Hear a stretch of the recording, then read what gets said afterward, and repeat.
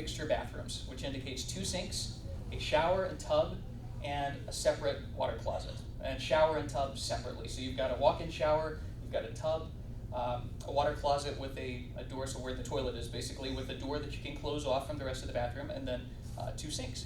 So our bathrooms are easily one of our best features of the room. They're very spacious. The showers are beautiful. The tubs are deep soaking air bubbler tubs. Feels a lot like a jacuzzi, but instead of jets, it's got these bubbles that kind of vigorously come up and churn the water. So those are a lot of fun.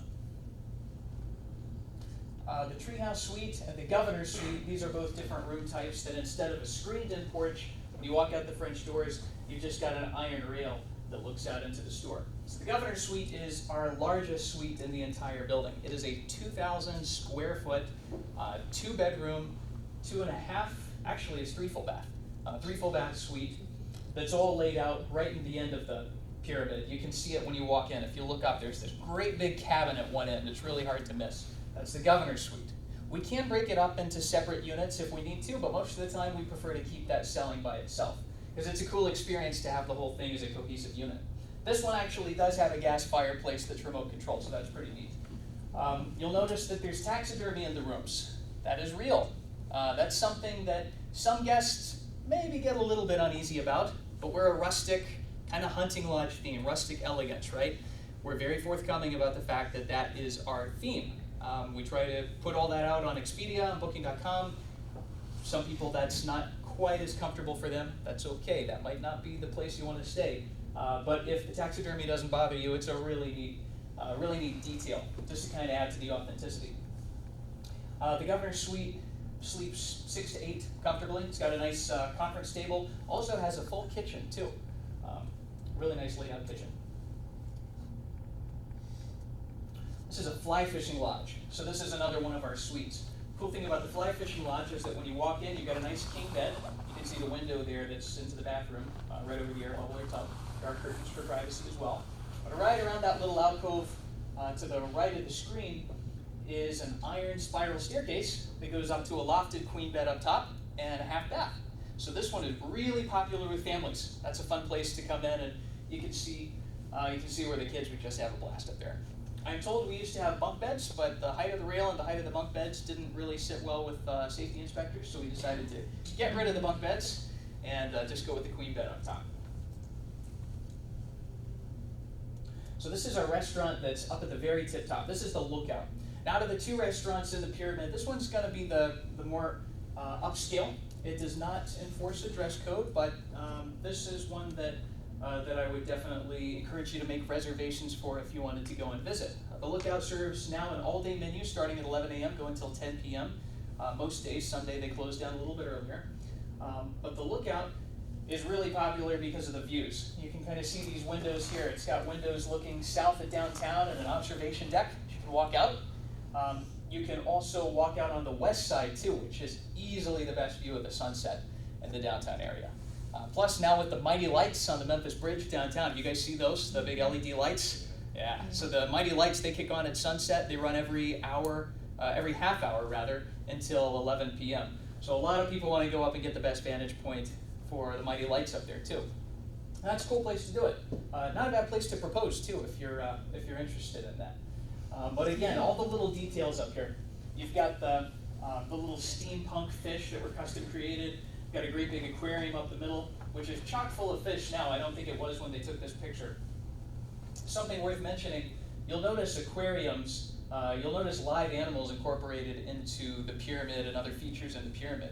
We're very unique in that we have a whole team of aquarists. We have people dedicated to maintaining an aquarium, essentially, all throughout the building. Throughout our 60,000-gallon lagoon with catfish and alligator gar, there are alligators themselves. We've got 6 of them right now.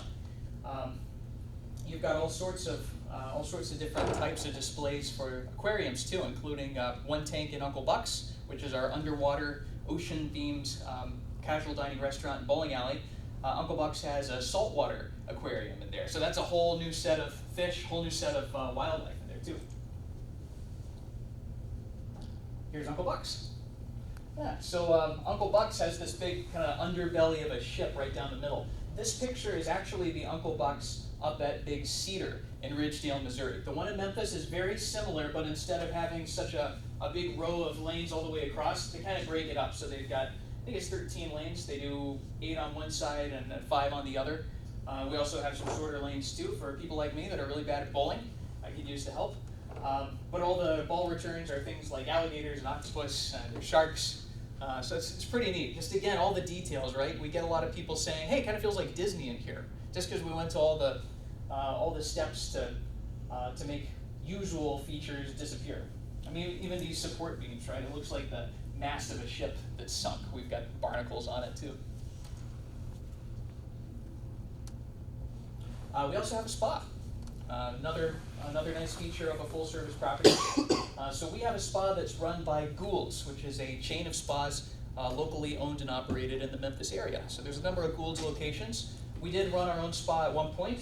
We decided that we'd rather hand it over to somebody that did that for a living and let them do it right. So we've got a spa, almost full service. They don't do hair or salon services. So you could go for massage, manicure, pedicure. They have facials. They have an esthetician there as well. Just not currently salon. This is something we're really excited about. So this is a brand new food and beverage outlet that we just did a soft opening for right around the end of the year. Did you come out to the hospitality deal when we? No, my invitation must have gotten lost in the mail. Uh-oh. I gotta direct you to my GM for that.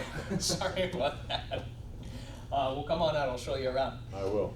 So this is the Mississippi Terrace. This is on the southwest corner of the building. So this is south in that direction. You'll notice the big green sign faces downtown. So this is on the perfect corner to look right over the little Wolf River Inlet across Harbortown. You see the bridge with all the lights. This is hotel guests' little kind of private getaway. Now we will be opening this to the public. We've done a soft opening. We had a kind of a little trial week where we did technically open it for the public, but we didn't really push that with the marketing. We just kind of wanted to get a trickle of people, let our new staff up there get broken in, get used to the menu, get feedback on the new items we introduced that were specific to this outlet. Also to the specialty cocktails, gave the bartenders a chance to kind of get up to speed there.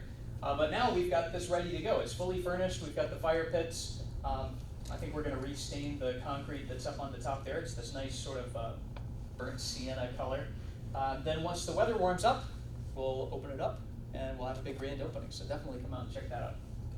Is that like a restaurant or a bar area? It's more like a bar. Awesome. They're going to have light bites. So you're going to be able to kind of have a little something to go with your drinks. They'll do like sliders. We have a wild game charcuterie board that's pretty neat. I know there's like some duck and some venison on there too.